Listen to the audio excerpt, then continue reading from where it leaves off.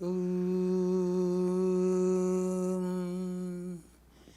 Ya Devi Sarvabhutishu Matirupena Samastita Namastasya Namastasya Namastasya Namo Namah Ya Devi Sarvabhutishu Shantirupena Samastita Namastasya Namastasya Namastasya Namo Namah Ya Devi Sarvabhuteshu Shakti Rupena Samastita Namastasya Namastasya Namastasya Namo Namah. I bow down to that goddess who dwells in all beings as the mother. I bow down to her again and again. I bow down to that goddess who dwells in all beings as peace. I bow down to her again and again. I bow down to that goddess who dwells in all beings as power, strength. I bow down to her again and again from the Chonji. We hear 4 times Namastasya, Namastasya, Namastasya, Namo Namah. The first Namastasya, first bow down to that goddess, the cosmic gross form of the universe.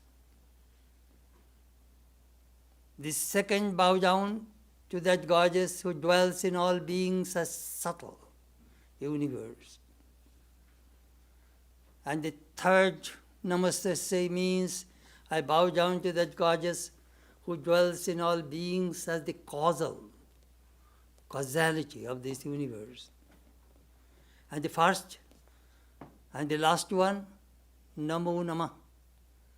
Last Nama is the transcendental form of the mother, as cosmic consciousness. What Namo means? Namama, not I. That means you will have to efface your ego before you attain the mother. Anyhow, today we are very happy that we have a wonderful guest, Swami Sarvapriyananda. He will speak on the Divine Mother, Shakti of Brahman. Last Sunday we performed the ritualistic worship of the Mother. Today is our annual anniversary service. Swami Sarvapriyananda came here few times.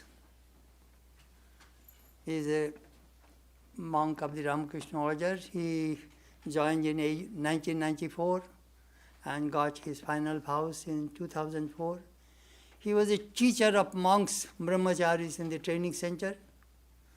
Then he was transferred to Hollywood. There he stayed for a year. Then he is now the head of the Vedanta Society of New York. Very important center. That center was established by Swami Vivekananda himself in 1894. That is the first Vedanta society in the West. So he is now the head of that center. He is a very popular speaker and a very good sadhu. That is the most important thing, sadhu. And he gives classes on Advaita Vedanta all over the country. So yesterday we had a big endowment lecture in Kansas City, in the university campus. So both of us spoke. We spoke God here and now, living with God here and now. And today he will speak about, as I mentioned, the Divine Mother Shakti of Brahman.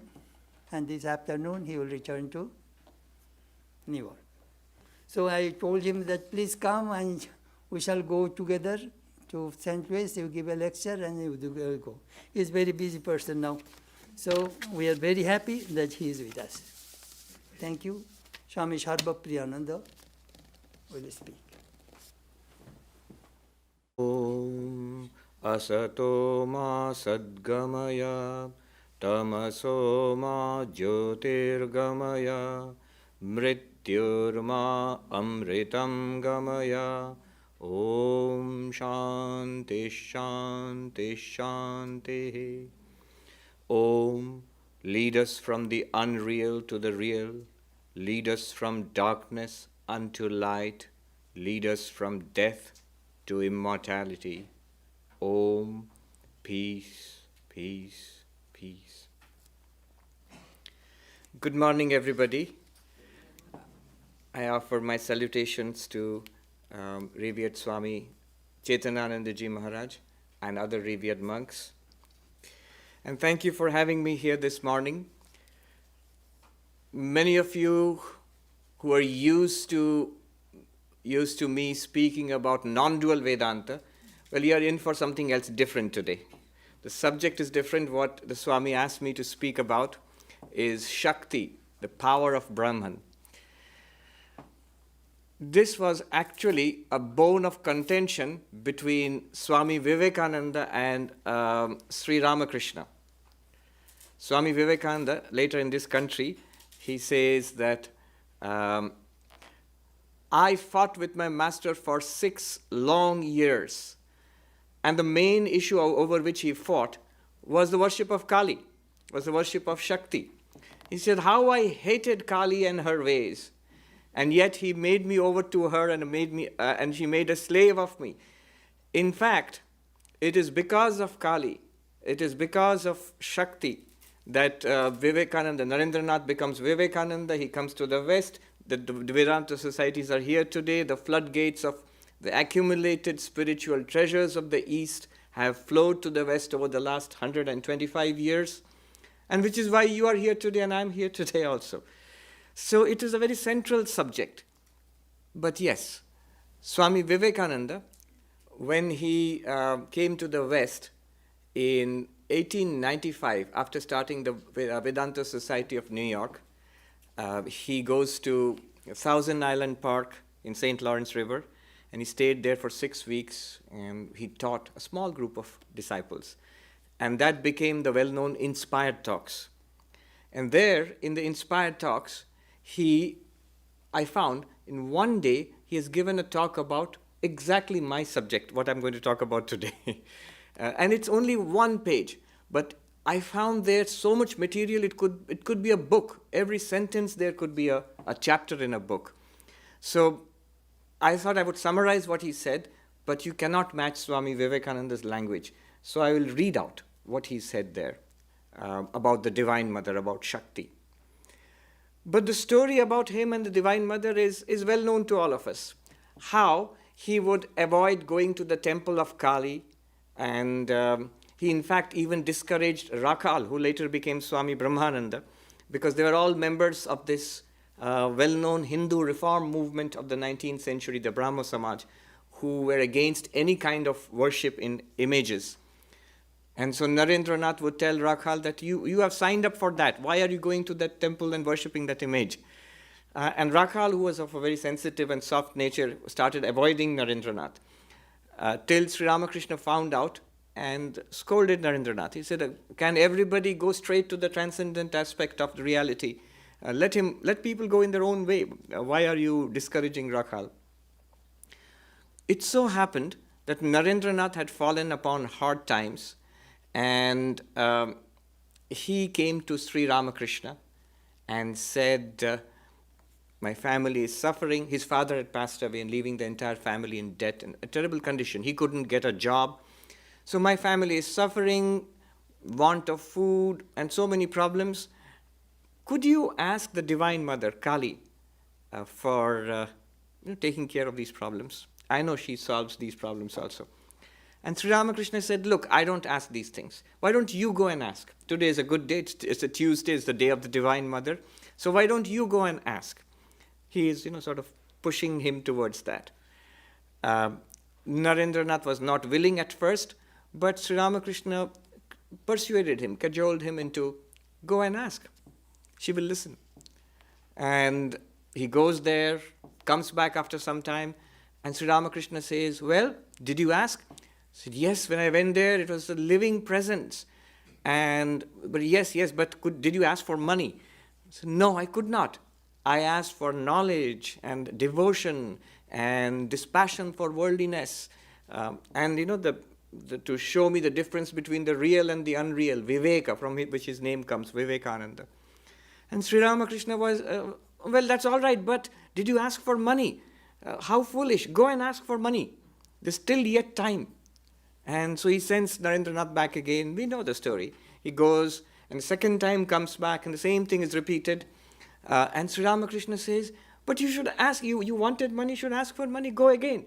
Third time, Narendranath is sent back to the temple. Again, he comes back, overwhelmed by a living presence of the mother, and couldn't ask for money. And of course, this is what Sri Ramakrishna wanted. But, and Narendranath also realized that I understand now this is your play. You are doing this on purpose. And Sri Ramakrishna blessed Narendranath that, all right, I say that your family, your mother and your brothers and sisters, they will not lack simple food and clothing, The simple wants of life, they will not. He didn't bless them that you're going to become millionaires or anything like that. But they will not suffer from poverty. That much he blessed. And he was so delighted. He kept telling people, Naren has accepted, he literally said Kali, which means Naren has accepted Shakti, God as in the form of the Divine Mother, as the power of this universe. Isn't it great? And people, I think, I sort of construe it in my mind, they must have been a little puzzled, because what exactly is Kali and what's the significance of Narendranath accepting Kali? It's not very clear to us, but as long as Sri Ramakrishna is happy, must be a good thing. So I guess they all said, yes, it's great. And it was great. The significance of accepting Kali, the significance of accepting Shakti is, as I said, it's manifested in the whole life of Vivekananda. He said that she made me a slave. He didn't want to do this work. Sri Ramakrishna said, your very bones will make you do this work. This is the whole plan of the Divine Mother. In fact, later Swami Vivekananda would say that I am convinced of it, that Kali had worked up the body of Sri Ramakrishna for this. These are his words. He had worked up the body of Sri Ramakrishna for her purposes. So it was the divine play of the Divine Mother, this entire Ramakrishna, Vivekananda, Ma Sharada, and today what we are sitting here today. So it's unfolding. He came to this country, and in 1895, as I said, in the summer of 1895, he gave some of his most inspired teachings, and they've been collected in that small book, Inspired Talks. One day, he spoke of the Divine Mother. And so I'm going to read out. He said 10 things. And I'm going to just talk about those 10 things he said about the Divine Mother, especially one thing. He said, this is 2nd July, 1895. It was a Tuesday. I think he chose it on purpose. It's associated with the worship of Shakti, the Divine Mother. He said, Shaktas, that means the worshippers of Shakti are called Shaktas. Worshippers of Shiva are called Shaiva. Worshippers of Vishnu are called Vaishnava. These are different forms in which God is worshipped. Shaktas worship the universal energy as mother, the sweetest name they know. Mother is the first manifestation of power and is considered a higher idea than father. This is the second thing he says. With the name of mother comes the idea of Shakti, divine energy and omnipotence. Just as the baby believes its mother to be all-powerful, able to do anything. And this was the relationship which Sri Ramakrishna established with God, mother and child. You see, this is one idea that the ancient Hindus came upon, that God being infinite can be worshipped in infinite ways, which Sri Ramakrishna would often say later on, as many paths, so many faiths, as many faiths, so many paths to God. Infinite reality, infinite paths, or infinite ways to an infinite reality. That's, by the way, the name of a new book about to be published by Oxford University Press on Sri Ramakrishna's approach to God. It's going to be released this month. Infinite reality, infinite paths. The ancient Hindus realized you can approach God as Father, which is what people in the West are very comfortable with, an Abrahamic idea, God as Father, but also God as Mother. Sometimes I'm asked to give talks introducing Hinduism to school students. They have courses in religion. And I say to them, look, Hinduism is so diverse that whatever you say about Hinduism is both true and false. Whatever you say about Hinduism, the answer will be yes and no. Do Hindus believe in God? Yes and no. There are philosophies which are not openly theistic, at least. Is God with form in Hinduism? Yes and no. Is God male? Is God in the form of a man? God is male? Yes and no. God can be female also. God can be in the form of... It's a very powerful tradition in ancient India to worship God as mother. And the whole idea was that, in Vivekananda's words, in spiritual life, we try to divinize our human relationships. That is to see God in everybody, in all human beings, in all beings. And to humanize our divine relationship. Your relationship to God is humanized. Humanized means you have a relationship of father or mother or child. God is your child. Which is why the baby Krishna or the baby Jesus is worshipped. Or lover, or friend, or a peaceful, impersonal principle in non-dual Vedanta, for example. So all these relationships are possible. And Sri Ramakrishna, among all of them, Sri Ramakrishna explored all of them. But his basic tendency, fundamental approach to God was mother and child. She is my mother and I am the child.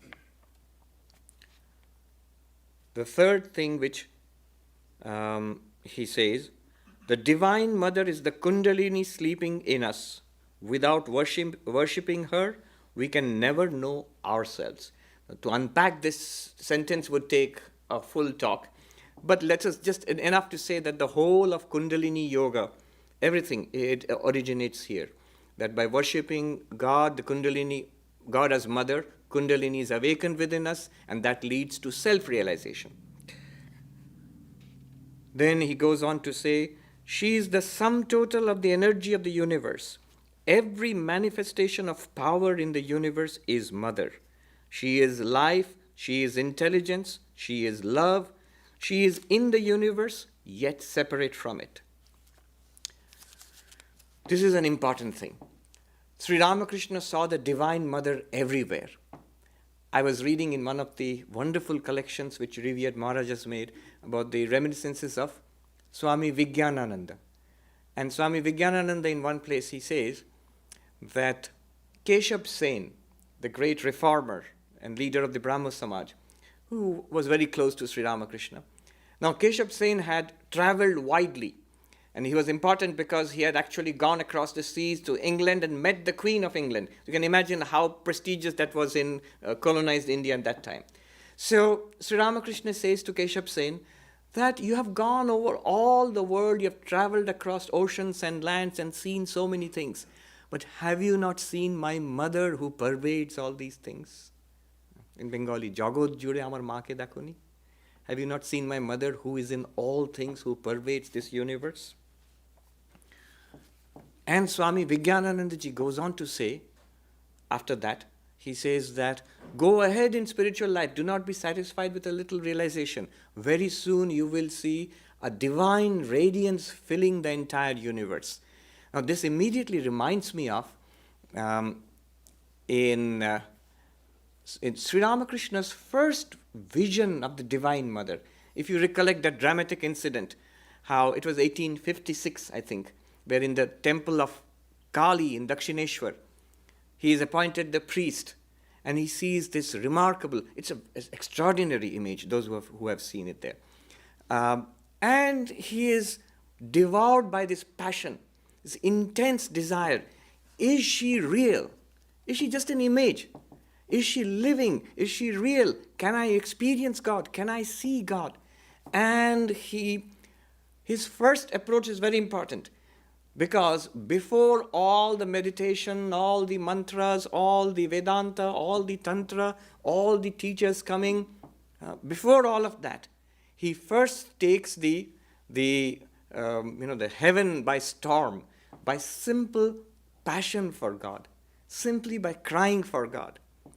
He would we read how he would throw himself on the bank of the river Ganga and rub his face on the ground, crying that, "Mother, one more day is gone as the sun would set on the western horizon. One more day is gone and I have not seen thee." And people who would gather around this young priest would think he's mad, or he's a poor village boy, misses his mother who's in the village. Maybe he's crying for his mother who's in the village. And finally, he had the vision of the mother in the temple.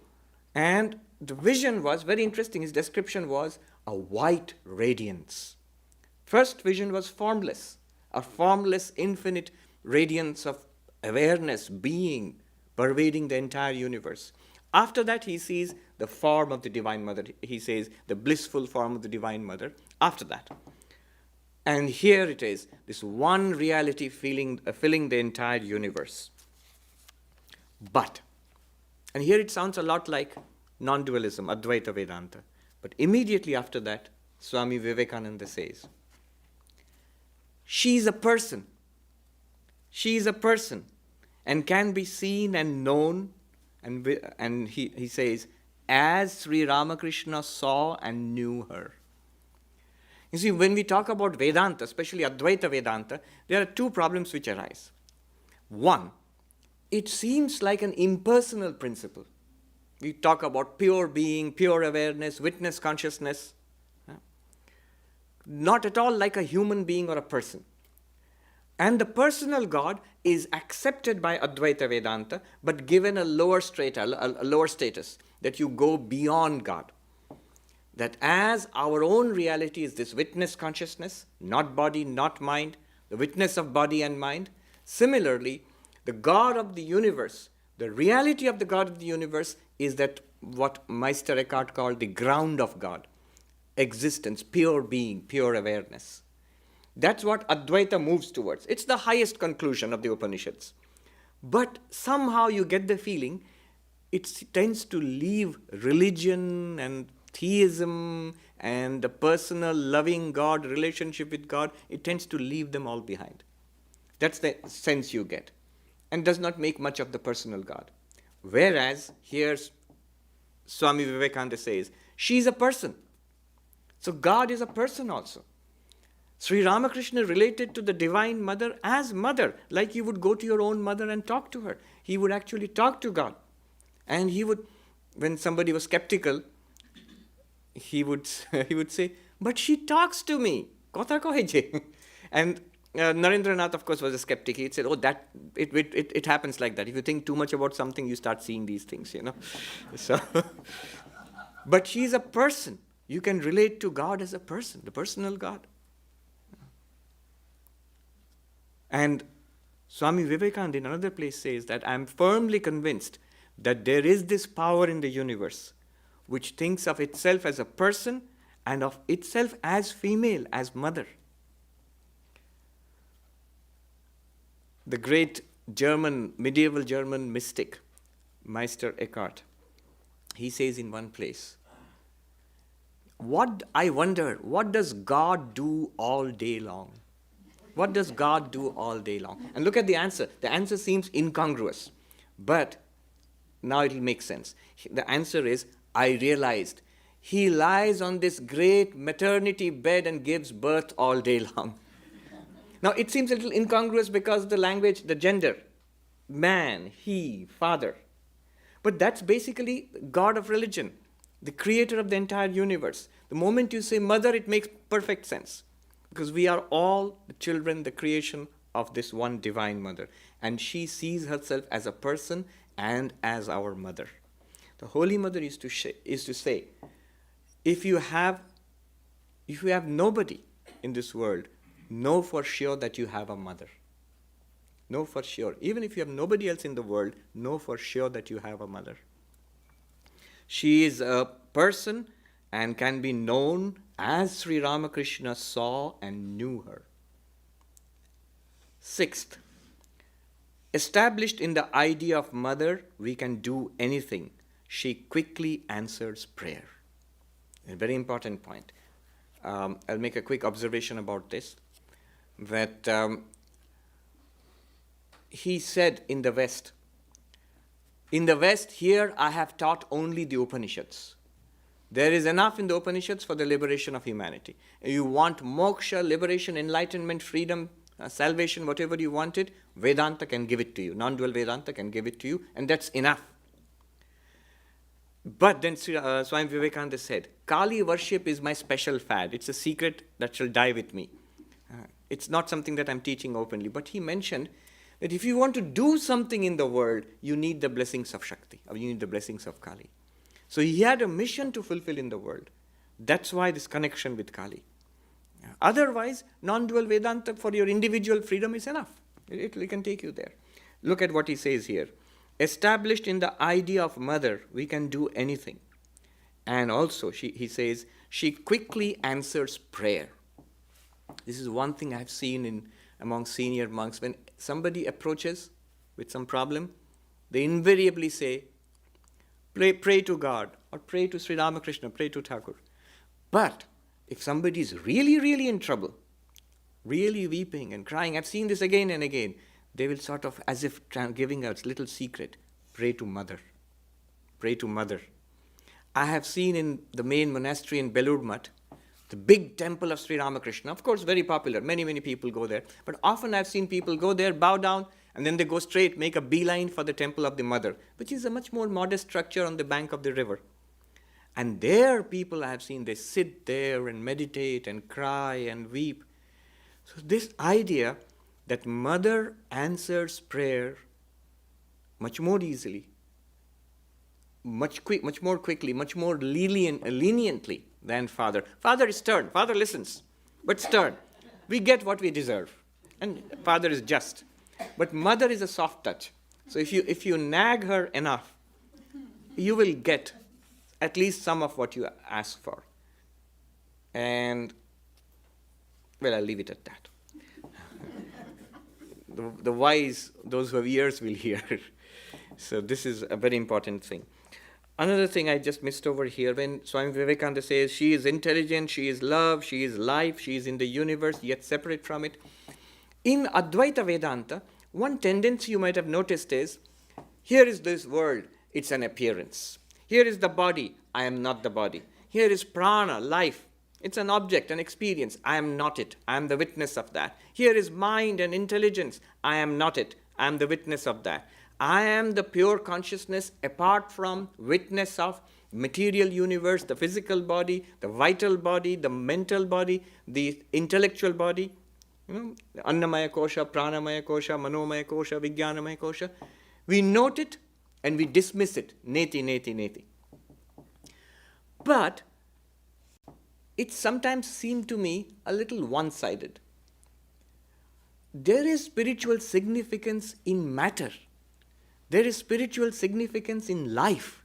There is spiritual significance in mind and intelligence. This is what the path of Shakti emphasizes. Don't dismiss it casually. See God in those things also. See God in life. See God in physical matter, in the being of the universe. As Sri Ramakrishna says to Keshab Chandra Sen, you have seen so many things across the world. Did you not see my mother in all of them? So Advaita Vedanta tends to shoot up like a rocket to the transcendent, leave everything behind. But that way you miss the scenic route. The scenic route is to see God in everything. I often feel that when you look at the fall colors, you're lucky here. I saw in Missouri, in Kansas, you see the full bloom of the fall colors, at least this year. Somehow, New York, we haven't got it this time. And there's actually an article about it. How did we skip fall in New York? In this magnificence which you see around you, there is divinity there. The Swami who was there in New York before me, Swami Tathagatanandaji, somebody called him the wild man of Vedanta. Those of you who know him, you will understand why he was called that. But one thing he kept on stressing, and when he would stress, he would really stress. He would hammer the podium with a big fist. God in life, God manifested in all living beings. Life itself is God. Now, his approach was not a dialectical approach where he would take you step by step to that, so to just leave it hanging there.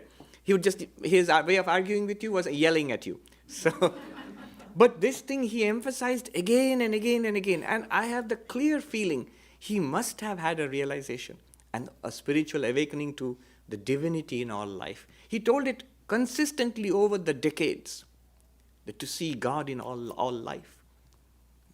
You say, forget pure consciousness, pure being, and forget all that. See life all around you. There is God here. He would say that again and again and again. This is the approach of seeing God in the Divine Mother as Shakti. 7th point. Okay. She can show herself to us in any form at any moment. Divine Mother can have form, rupa, and name, nama, or name without form. This half phrase, this just a half, less than half a sentence, name without form. I will come back to it again. This is actually the main thing I want to talk about today. I haven't started yet. I'll come back to it. Name without form. And as we worship her in these various aspects, as name and form or name without form, we can rise to pure being having neither form nor name. So through the worship of the Divine Mother, beyond to Brahman, pure existence, consciousness, bliss.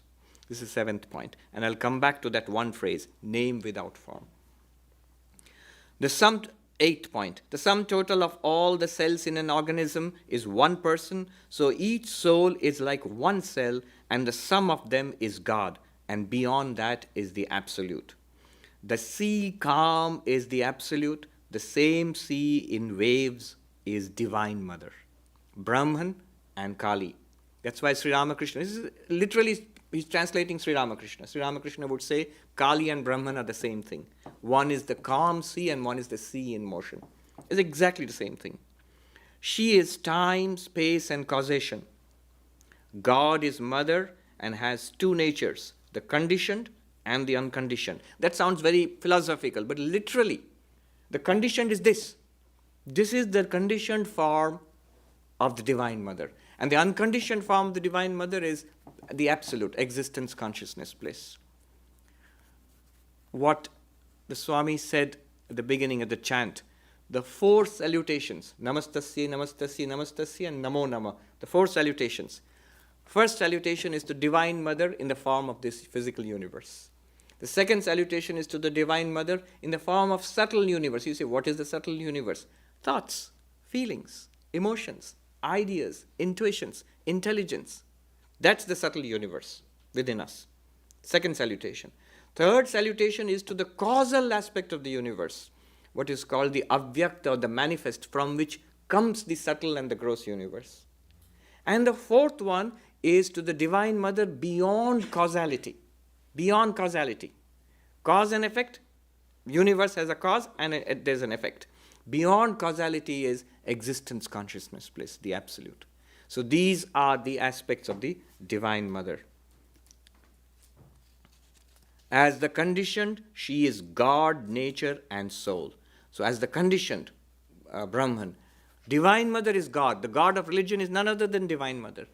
And the universe is none other than Divine Mother. And individual beings like us, we are also actually one with the Divine Mother. And as the unconditioned, she is unknowable and unknown. Out of the unconditioned came the Trinity, God, nature, and soul, the triangle of existence. This is the Vishishtadvaitist idea. As I said, whole chapters can be written on this paragraph itself. 9th point. A bit of mother, a drop was Krishna, another was Buddha, another was Christ. So this is the whole mystery of the incarnation of God. God coming as avatar. And from the Shakta point of view, it's an ocean which is the Divine Mother, and a drop of that ocean is the incarnation of God. Rama or Krishna or Buddha or Christ. So they are drops of the ocean. That is, if they are a drop, imagine what the Divine Mother is. The mystery of incarnation of God, the mystery of avatar. There's an old joke which goes, if we are all children of God, what was special about Jesus? Son of God. So suppose we are all children of God. But there is something special about Jesus. This is what is explained in the mystery of incarnation. And this thing becomes more acute in Advaita Vedanta, non-dual Vedanta, where we are all Brahman. Everything is Brahman. So what's so special about an incarnation? What's special about Krishna or Christ or Ramakrishna? That's why when Sri Ramakrishna said to Vivekananda that he who was Rama, he who was Krishna is in this body, Ramakrishna, but not in your Advaitic sense.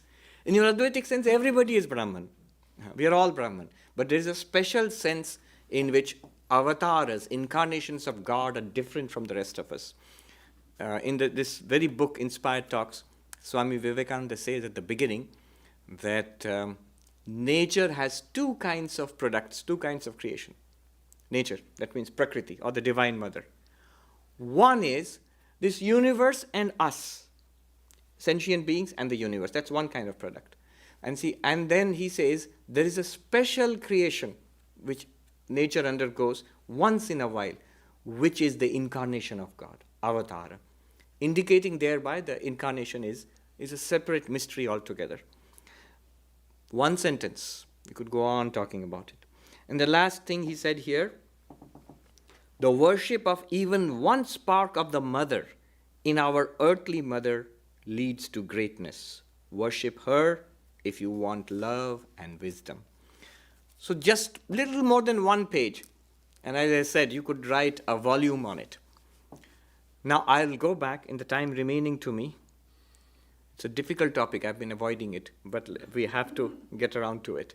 I'll go back to that one phrase he used, that the Divine Mother can be named without form. Name without form. The whole mystery of the mantra.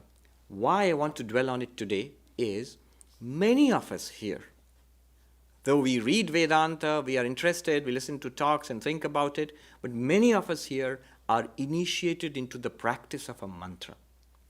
Ishta Devata, the chosen form of God, and the repetition of a mantra. So this is the right occasion to talk about it. Shakti of Brahman, Divine Mother Shakti, and the relationship, what is the special practice and how is it related to mantra?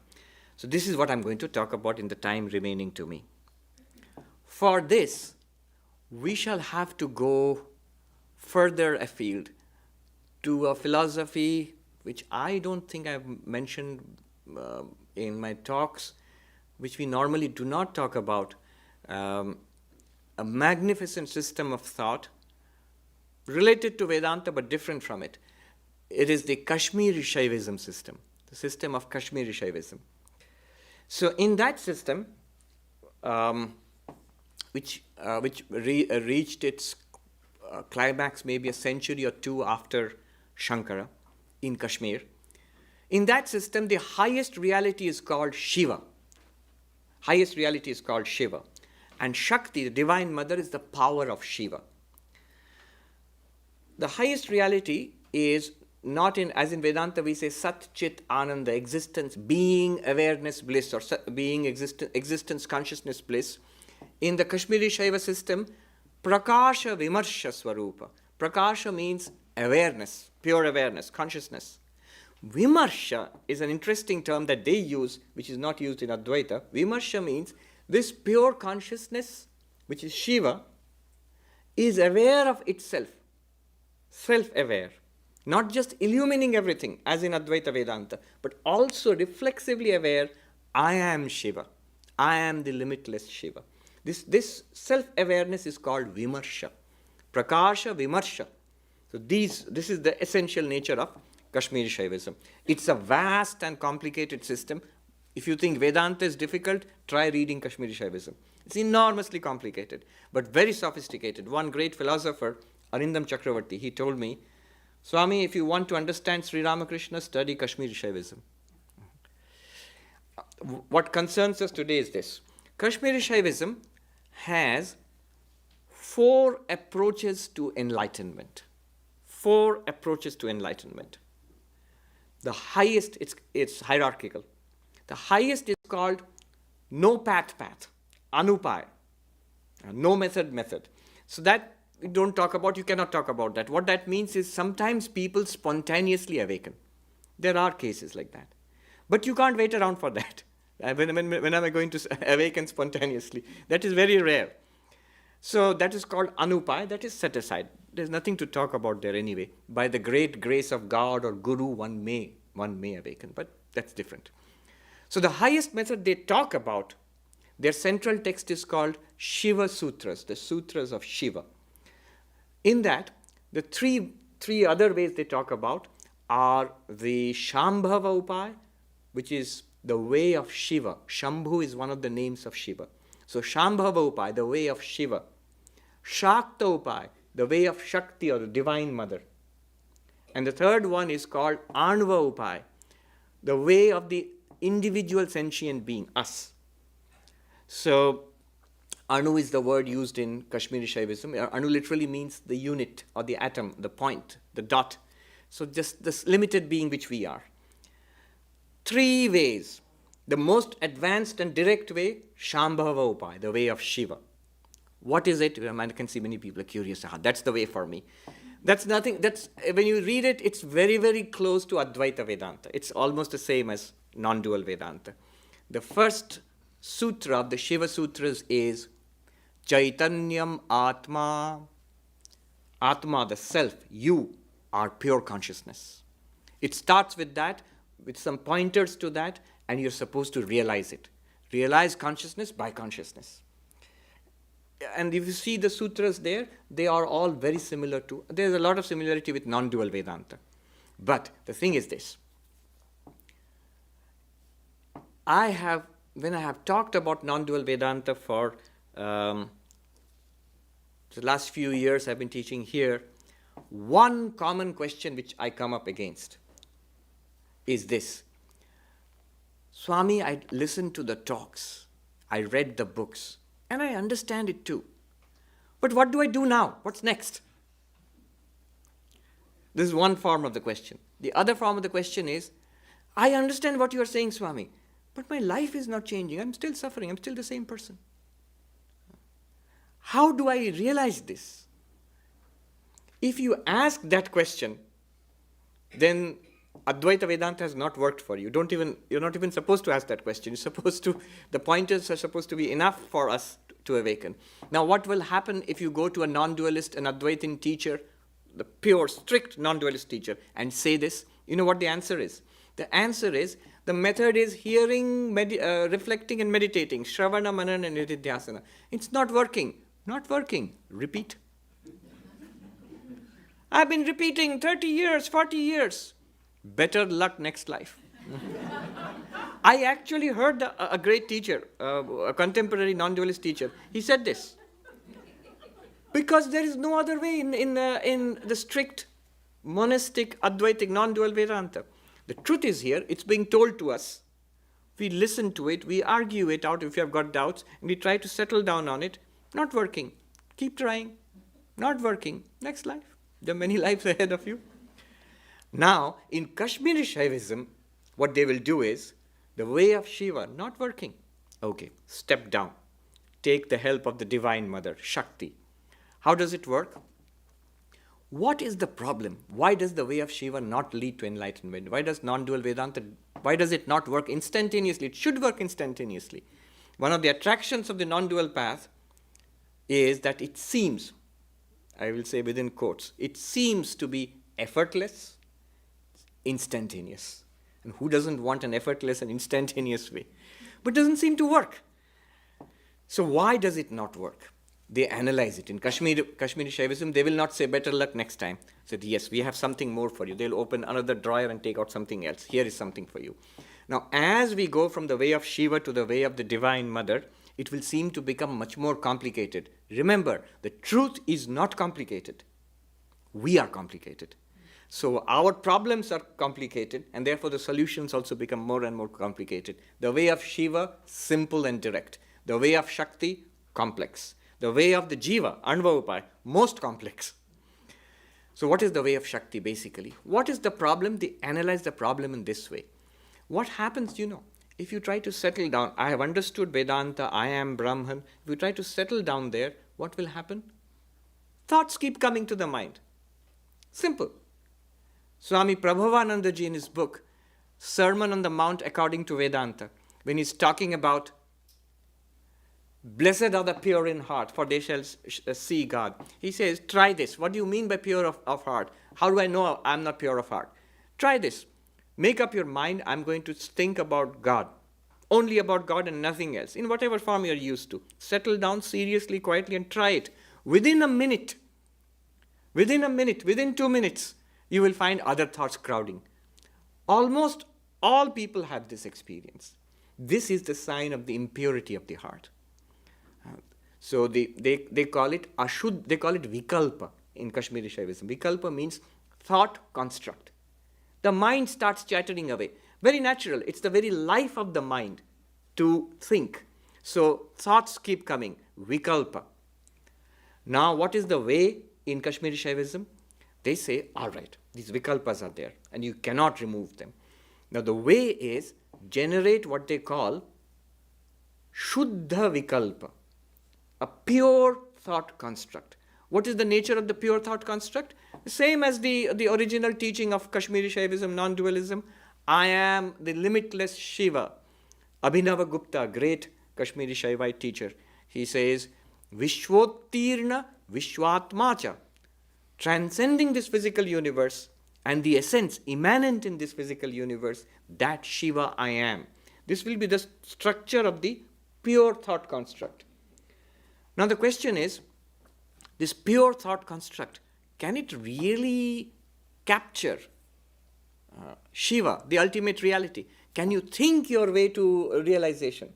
And the answer is no, you cannot. No thought can reveal the ultimate reality. Abhinava Gupta gives a classic example. He says, you might as well ask a pot kept out in the bright sunlight. Ask the pot, illumine the sun.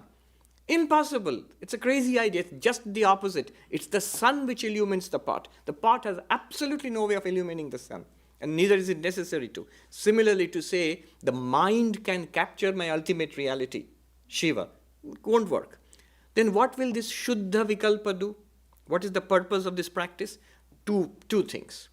I will quickly race through this. I think we have got a little Q&A afterwards. So if you have got doubts, you can ask that. So it goes like this. 2 functions, negative function, positive function.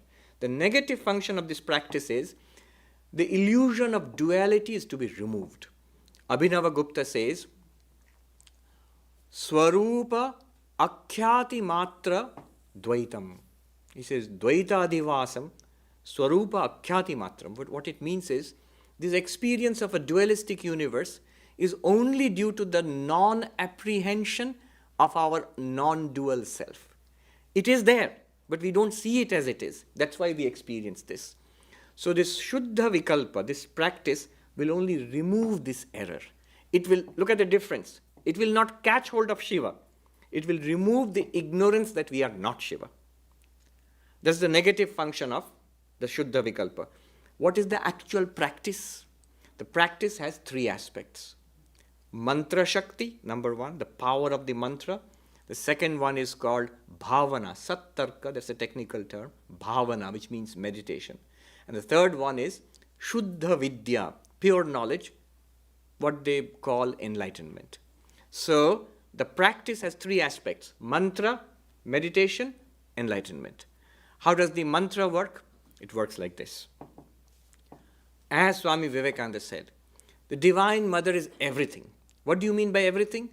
There are 2 aspects of everything. Forms, what you experience in the universe. And names, the conceptualization that we do in our minds about those objects. Whatever you experience is called Rupa. And the way you grasp it in your mind, the conceptualization here, the language used for that is called Nama. So the Divine Mother is both Rupa and Nama, the thing itself and the concept in your mind. The concept is always expressed in language. So the Divine Mother manifests herself in language. So the entirety of language is generated by letters. I'm going fast now. The entirety of language is generated by letters. And the set of letters, the Sanskrit alphabet, is called Matrika. Matrika. So this Matrika is none other than the Divine Mother, none other than Shakti, manifested as language. And language expresses or enables us to experience the universe of forms. The universe and our language are coextensive. I remember one of the greatest philosophers of the 20th century, Wittgenstein, in his classic gnomic text, Tractatus Logico-Philosophicus, he begins, almost at the very beginning, he says, the limits of my language are the limits of the universe. Universe and language, name and form, they go together. Now, we do not recognize the Divine Mother in all these forms. And we think language is ordinary. This ordinary language ties us to this ordinary world. We do not see the divinity in either of them. What the mantra Shakti does is, it says that language is divine. And to see the divinity in language, to use the divinity inherent, the divine power, Shakti inherent in the very letters, each letter has a divine Shakti inherent in it. So mantras are generated out of these letters. And the entirety of the Sanskrit alphabet, it means that I am that limitless consciousness. How does it do so? It's incredible. We never think about that way. If you know Sanskrit a little bit also, it'll be amazing to you. But even without that, we can grasp. See, here is a secret. In the Sanskrit alphabet, also in many Indian alphabets, it starts with A. The first is not A, it's A. The most primitive sound is A. And the last one is Ha. If you see the whole alphabet, it starts with A and ends with Ha. Now, A is the mantra for Shiva, according to the science of mantras in the way of Shakti. A is the mantra for Shiva, is the bija mantra for Shiva. And Ha is the mantra for Vimarsha Shakti, the Divine Mother. And in between these two letters, A and Ha, the last one, in between are all the other letters. All letters. A and Ha, if you put them together, and the dot is put there, it is called Aham.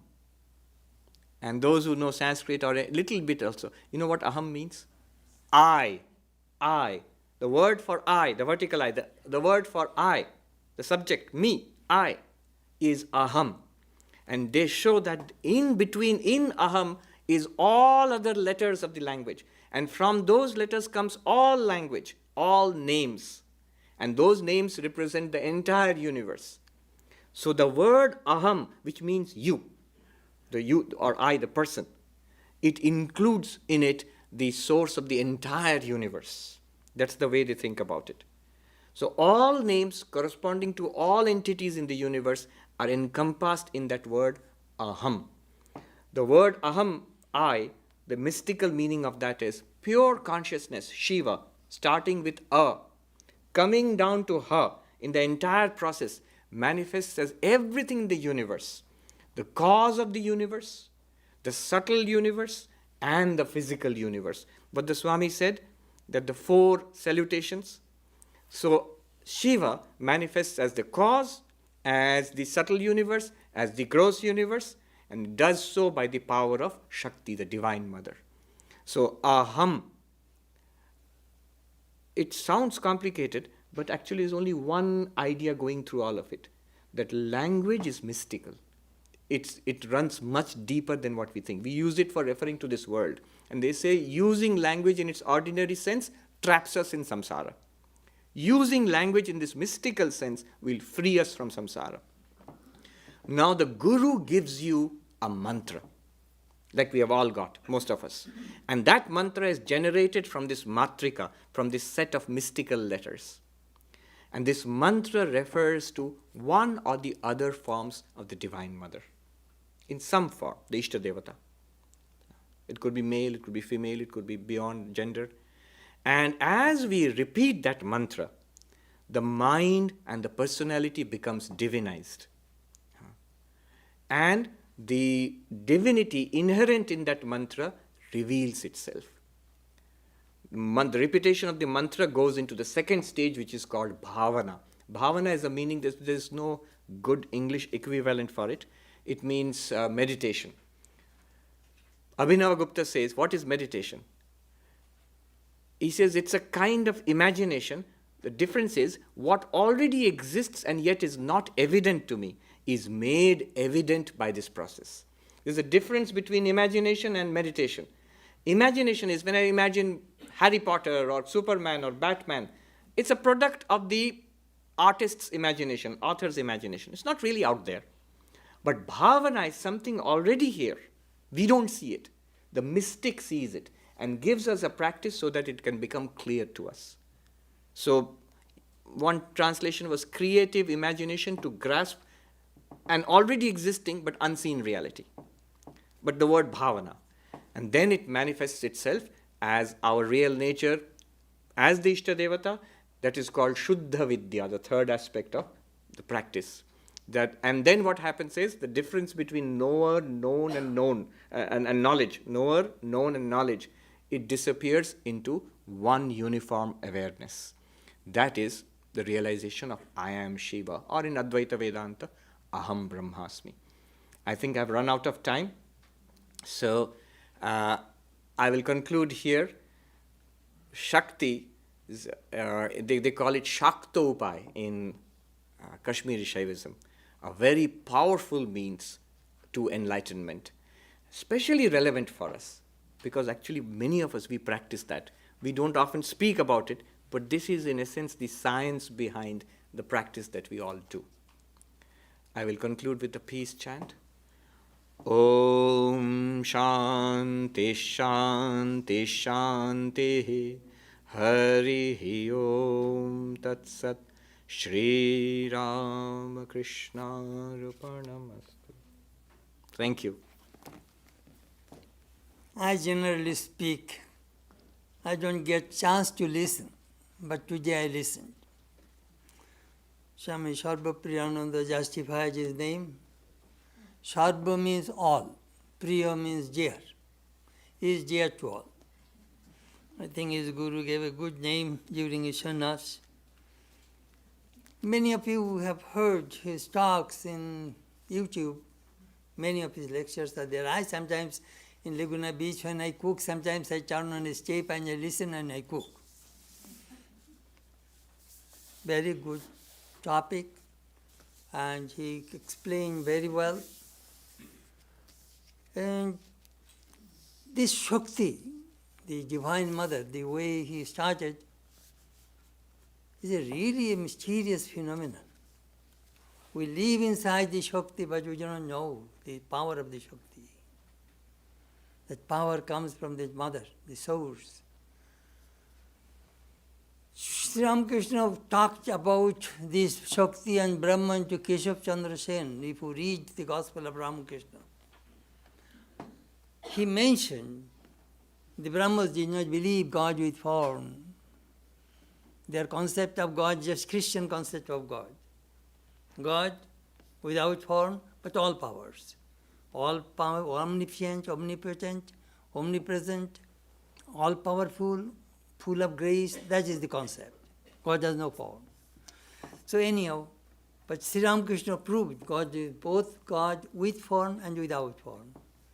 He said that Swami Sri Ramakrishna's message is all inclusive.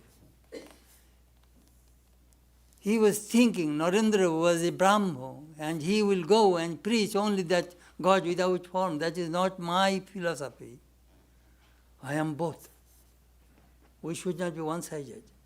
So it is a great victory for Sri Ramakrishna that Swami Vivekananda admitted the Shakti, power. So I am glad that he covered very well and explained very well and brought that in Shaivism some of the things are very, very important in our spiritual life. Anyhow, so I thank my brother Swami Sarvapriyananda to come, and I hope he will come again. And we shall give you maybe 20 minutes because he will have to go to New York. His flight is after 3:45. So after lunch, he will run to the airport. But we shall give you 20 minutes. You can ask him questions. We shall put chairs here. And please put the microphone. And you can ask questions. He will answer. It will be in YouTube. Tonight, he will put in YouTube tonight. He will say tomorrow. Please ask questions. Yes, please do ask. And do you need the microphone? No. Please, can you speak a little louder? Then we will find. Anybody ask any questions? Yes, there is. You would like to think that Wittgenstein knew something about Vedanta, and in your explanation, you talked about the divinity of language. He talked about the limit of language. Can you talk a little bit about that? True. If you the question, right, you answer. the question was that one would like to think that Wittgenstein knew something about Vedanta or was speaking about something akin to Vedanta. But right now, I spoke about the divinity of language, which is a very beautiful way of putting what I was trying to talk about. Whereas Wittgenstein spoke about the limits of language. So would I care to comment on that? Yes, I would. Wittgenstein is an extraordinary figure. Ludwig Wittgenstein, he was German or Austrian rather, from Vienna. Maybe the greatest philosopher of the 20th century. And his first book, Tractatus Logico-Philosophicus, if you see it, it's a tiny little book and organized 1, 2, 3, 4 like that, just sentences, 1.1, 1.1.1, like that, in a very mathematical fashion, a bit like Spinoza's work. And the introduction will give you a taste of the man. He says, what is here, what I have understood, if you have understood that, if you know what I'm talking about, it will make sense to you. Otherwise, it will make no sense to you, what I'm going to talk about in this book. And I couldn't care less. He writes that. So that, I don't know how you expect to sell books if you say that at the beginning. Don't understand, and I don't care if you don't understand. Almost at the beginning, he makes a statement which I quoted, that the limits of language are the limits of the universe. And at the end, he makes the famous statement. The thing is, he does not explain. At the end, he says, that which is beyond language, we must pass over in silence. And I don't know if it's in the Tractatus or somewhere else, he said, and that is the mystical. He actually said that. Now, what was specifically his point of view? Debatable. How much did he know about Vedanta? I don't think he knew much about Vedanta. There's not much record. Though in Vienna, the Vienna circle, the early positivists and all, Wittgenstein was a well-known figure there. I remember reading they had a discussion of Tagore at one time, Tagore's philosophy. So there is some Vedanta there, definitely. Yes, the limits of language. But have you noticed something? Advaita Vedanta, non-dual Vedanta, basically keeps on harping on the limits of language. The ultimate reality is beyond language, cannot be expressed by language. And Shankara goes into great detail in his commentary on the Mandukya Upanishad Bhashya. In that he expresses, the Mandukya Upanishad in the 7th mantra says, Avyapadeshyam, unnameable. The ultimate reality is beyond name. Why unnameable? And Shankara gives a long discussion about that. If you're interested, I have a talk, Advaita Vedanta and the Paradox of Language. Why that ultimate reality is ineffable, beyond language. So Shankara goes into details there. What can language do? And why it will not work on that ultimate reality. And so ultimate reality, Brahman, has to be beyond language. But then also, the problem remains, if the ultimate reality is beyond language, what are the scriptures, Upanishads, Vedas, or any scriptures? They are language. So the language has to express something which cannot be expressed by language. You see the problem? And so the various strategies adopted by Advaita Vedanta, non-dual Vedanta, to express something which cannot be expressed by language. You would think, how can they do that? Oh, there are ways of getting around it. For example, we all know about neti neti, not this, not this. What is neti neti? If I cannot speak about it, I can at least say what it is not. That is basically not neti-neti. By indicating what it is not, I can use language to indicate what it is not. I'm not talking about it. I'm talking about what it is not. Then, what is the result? You would be expected to grasp an intuitive flash what it is, and I am that reality. You will be expected to grasp that. That is the technique. That's one strategy. There are about half a dozen strategies used by Vedanta. There is the strategy of paradox, further than the furthest, nearer than the nearest, greater than the greatest, smaller than the smallest. That which is night to the awakened is day to the unenlightened. That which is night to the unenlightened is day to the awakened. What is it? What do you mean by that? There's a very precise meaning, but it has to be grasped intuitively. So Advaita Vedanta keeps on dwelling about the inability of language to express that. At the most, language can point towards it. Whereas, you are very right, what I talked about today was a different approach altogether. The approach of Shakta Upaya in Kashmiri Shaivism, which is a step down from the way of Shiva. The way of Shakti is that language can help us. It is language which binds us to a delusional reality. And language can help us to set us free from it. So, but there also, Abhinavagupta points out, can language help us to grasp that ultimate reality? Actually, no. The role that language serves here is negative. It removes the delusion of duality. And the reality, Shiva, shines forth. But you will notice one thing, I'll just end with this, that Advaita Vedanta did not go ahead and develop this extremely ornate, mystical theory of language. No. They just said language can't do it. And so we have certain strategies and finished. Whereas this one, it develops, it is very mystical. So it uses language as a tool. I might mention here the definition of mantra. I forgot to mention that. We often say mantra, mananat trayate mantra. That which you contemplate, it saves you. If you contemplate that, it saves you. But Abhinavagupta gives a deeper interpretation. Contemplating it, saving you. What does it mean? He says in the Tantra Sara, para tattva sfuratta atmakam manana dharmata bhedamaya samsara prashamatmaka trana dharmata cha asya niruchyate. Mantra is said to have these two characteristics. One is, by contemplating it, the reality, paratattva, the ultimate reality, sphuratta, it shines forth, it is revealed to us. And the other quality of mantra is bhedamaya samsara prashamana. This world of fractured universe we live in, the universe of limitations and dualities, this ceases. This is quietened. Prashamana means it's quietened. This is the meaning of mantra. Very, very, very powerful meaning. Yeah. Yes. Another question?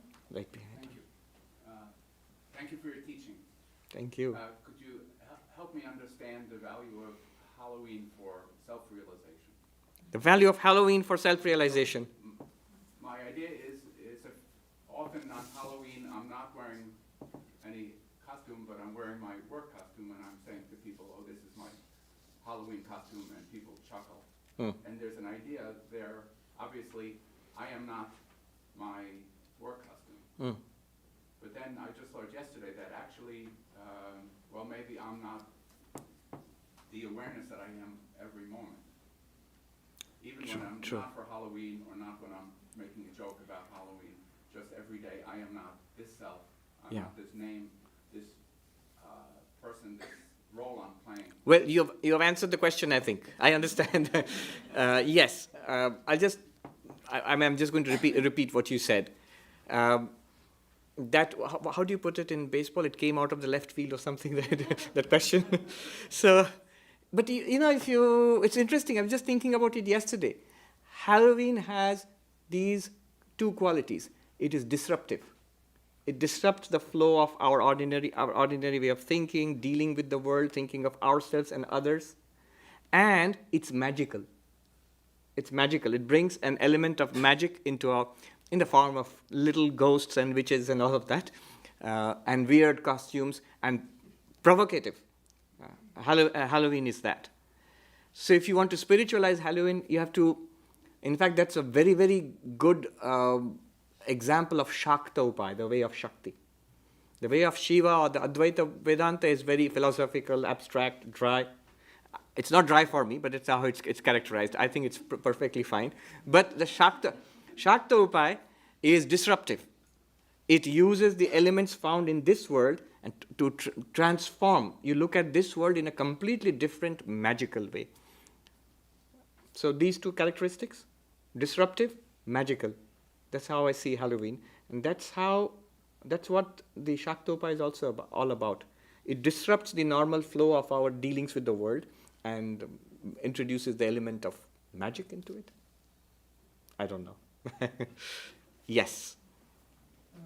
Practical aspect of the Shaktopaya. Yes. So when we are reciting the mantra, is it just enough to just focus on the language instead of imagining it? No, that the Guru will teach you. Usually what we do is, in our tradition, it's not just the mantra. It's the mantra and the deity associated with it. These two traditions have powerfully developed this. One is the tantric tradition in India. So there are multiple tantric traditions in India. And also the tantric tradition of Tibetan Buddhism.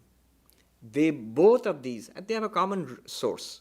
Tantra, basically, the mantra, the language, name, and the form.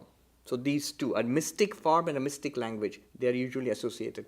So the Guru usually tells us how to visualize the mystic form and to at the same time repeat the mantra.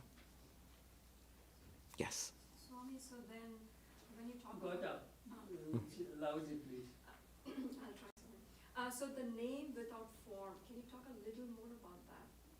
That's what I talked about. No, but in the context of the mantra. Because Yeah. when you say the tantric tradition, you're saying the mantra with the form. Usually. But it can be without the form also. Some people just chant the mantra. Even in Advaita Vedanta, Panchadashi, the teacher speaks about how to calm the mind down. If it's not working, then how to calm the mind down. Dirgha Pranava Ucharana. In one of the chapters in Panchadashi, he says, a prolonged chanting of Om. If you repeat it for a pretty long time, it calms down the mind. So there is a practice of mantra without the form, just the language itself, the mystic syllables. And there is a practice of mantra with the form also. Yes. Yes. I was thinking it may help me to keep in my mind all the time as I leave the building here. Can I equate silence to non-dualism and language as dualism? And mantra would connect those? Does that make sense? It makes sense. I've never thought about it that way. But yes, it does make sense. Silence is the evocation, is the best expression of the ultimate reality.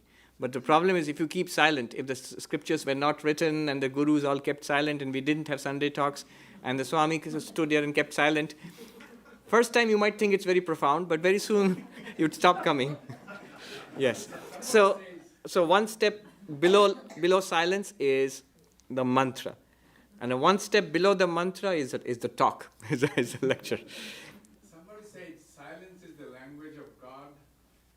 Everything else is a poor translation. That is true. Shankaracharya, in his Dakshinamurti Stotra, there's a beautiful sentence. Maunam vyakhyanam, shishyastu chinna samshaya. The Guru teaches in silence. The teaching is in silence, and the doubts of the disciples are dispelled.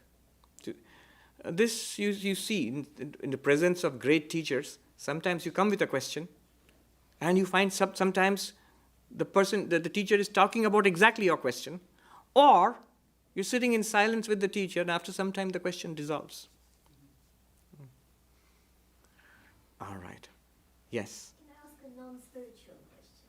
All questions, you must have realized the language itself is spiritual. So whatever you ask is spiritual. I wanted to say, I'm a Bengali and I grew up in Odisha. And Oh, I I see. understand that it was the same for you. And I've often wondered what is it that makes the person who he or she is.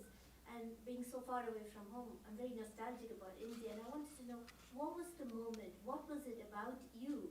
Was it living closer to the Ramakrishna mission in Bhubaneswar? What was it in you that made you want to choose this path? Uh-oh. Personal question. Now, I have, in fact, asked this to, I used to teach young men who had come to become monks in our order. So I taught them for 8 years in Belur Math in the main monastery. So I also wondered this about the young people. Each of them has a fascinating story of how they became a monk. You could fill volumes. So all monks have the fascinating story because it's such a big break in the flow of your life. So always there's something interesting about it. But I found they cleanly, neatly fell into two groups.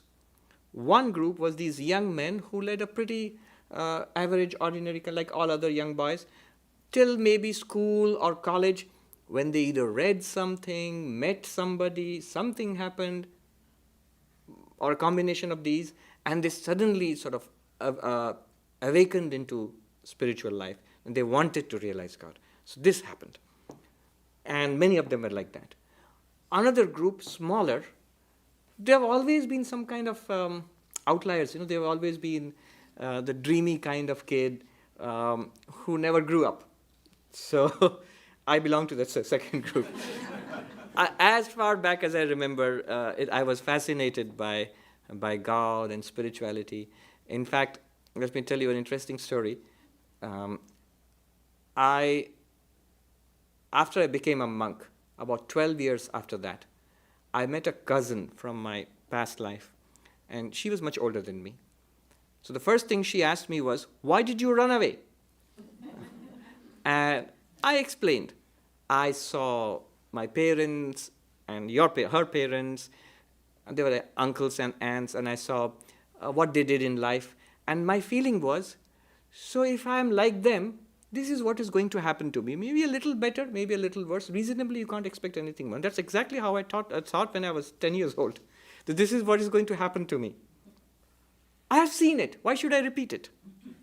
I always felt that. I can see it. Why should I repeat it? I really felt that. And here is Vivekananda. I used to read these books were there at home. Here is Vivekananda saying that God is real and God can be experienced, and the highest purpose of human life is to realize God, experience God. So why not do this? It really pulled me. So that's why I became a monk. Now her answer is very instructive. She said, "Oh, that's what you thought when you saw our parents." I said, "Yes, what did you think?" She said, "I looked at your parents and my parents and I thought, this is great, this is what I want to be." So you see, it is what we call samskaras, a kind of inherent tendency in the mind. You really cannot explain it all by nature or nurture. Something carried over from past lives. I think we believe that. Okay, on that personal note, I think we should. Do you have a question or observation? Okay. All right, thank you very much. Thank you so much.